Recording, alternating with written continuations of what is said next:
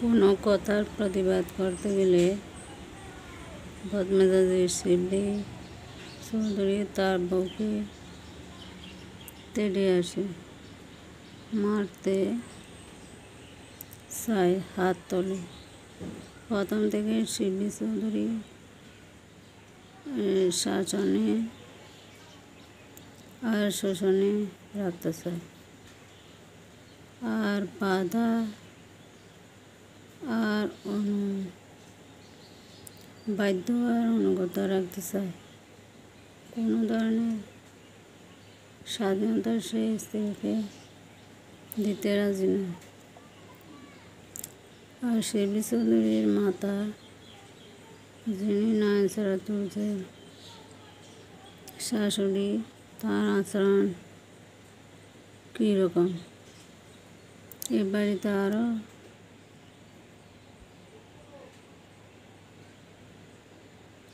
দুটি বউ আছে, তাদের সম্পর্কে মূল্যায়ন কী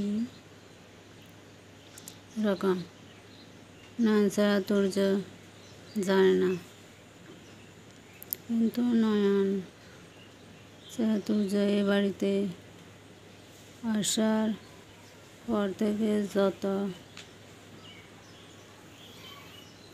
আত্মীয় স্বজন এ বাড়িতে বেড়াতে আসে বা পাড়া প্রতিবেশী যতজনই তাদের বাড়িতে বেড়াতে আসে, তাদের কাছে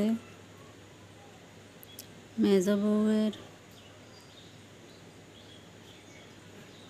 সমালোচনা করাই তার কাজ।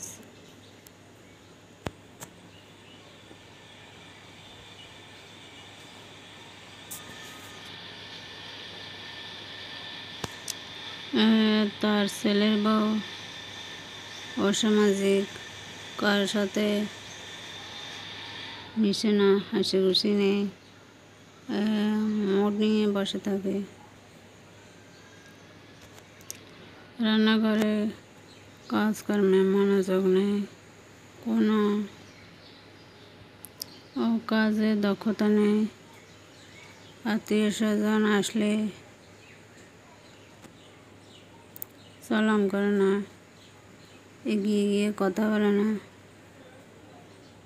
ভাব দেখে মনে হয় মন নারাজ। ছেলে থেকে কিছু কাপড় চোপড় পাঠানো হয়েছে, সেগুলো কারো মনে ধরে নাই। শিবলি চৌধুরীর শাশুড়ি প্রতি সপ্তাহে তালাশ করে না, কারো খোঁজ খবর রাখে না। ছেলে শ্বশুরবাড়ি থেকে কোনো ধরনের ফার্নিচার আসে নাই।